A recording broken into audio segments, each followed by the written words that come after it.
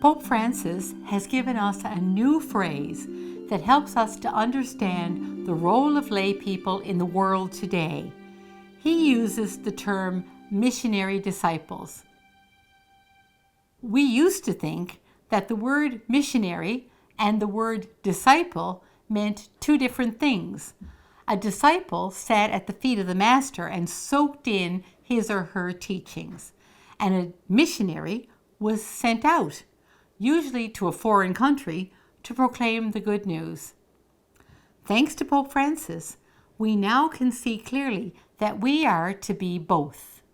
Pope Francis says, "I invite all Christians everywhere at this very moment to a renewed personal encounter with Jesus Christ, or at least an openness to letting Him encounter them.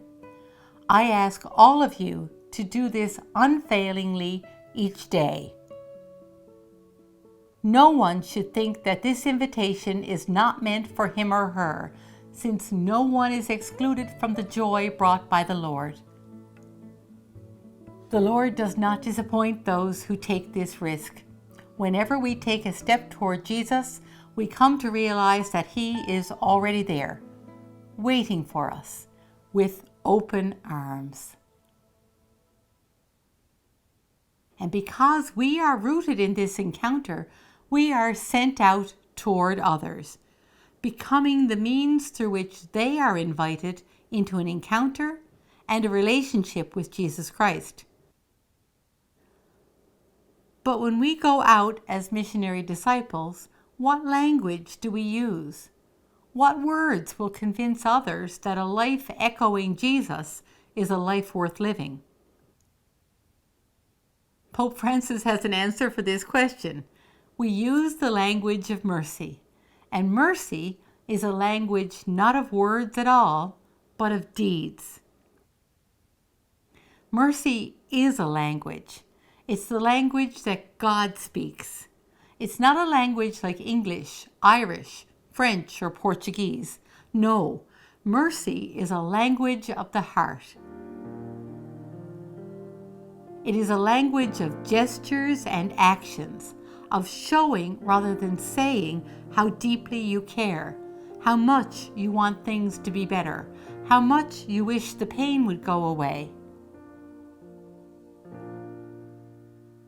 If that's true, then the job of the Christian in today's world is to become bilingual. Jesus calls all of us to become fluent speakers in the language of mercy. How do you do this? It's like with every other language. You practice. You look for every opportunity to use your new language and you try it out. Sometimes you'll make mistakes, but it's better to try than not to try.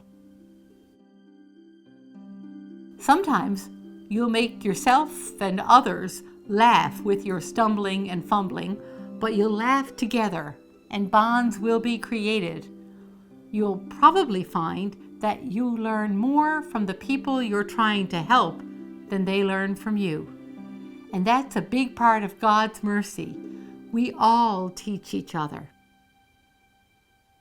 Mercy is the language that God speaks. Mercy is also the way God hears and the way God sees. God hears with ears of mercy and compassion, and God sees with eyes of mercy and compassion. In our world today, there are many cries. So let's tune our ears in on those cries with our God. Today, God hears the cries of suffering people through your ears, and God sees through your eyes. And God expresses mercy and compassion through your heart and your hands. Whenever people are crying today, God places God's own crazy, wild, abundant, and compassionate love in the hearts of people like you and me.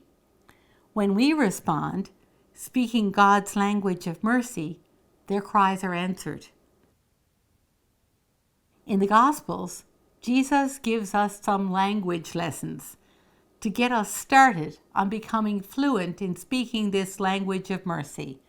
Lesson number 1 is this: the cries of people in every time and place seem to fall into a few basic areas.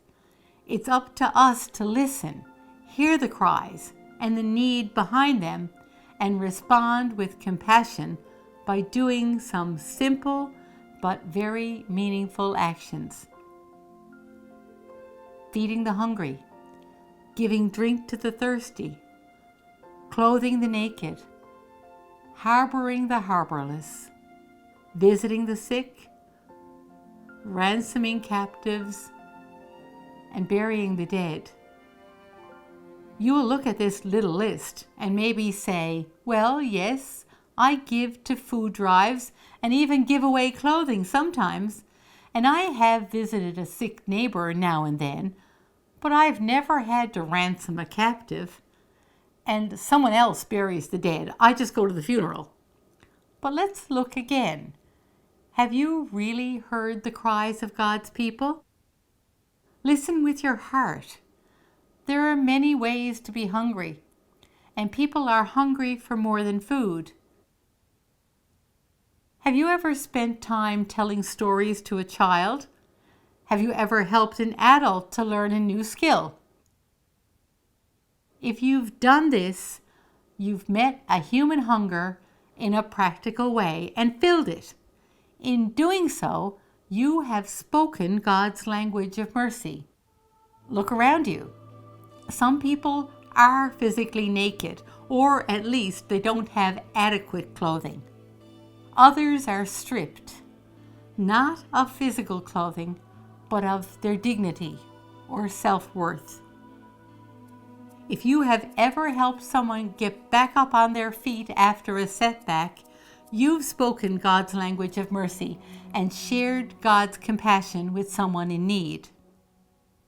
Listen below the surface. You may never have welcomed a homeless person into your home, but if you have ever welcomed a troubled friend and heard their story over a cup of tea in a warm kitchen, you have harbored someone who needed a safe harbor, a place of refuge. Mercy is the language God speaks. The challenge of missionary disciples today is to become bilingual in God's language of mercy and compassion, and to share God's crazy love with crazy abandon in a world that desperately needs to know and experience this kind of love.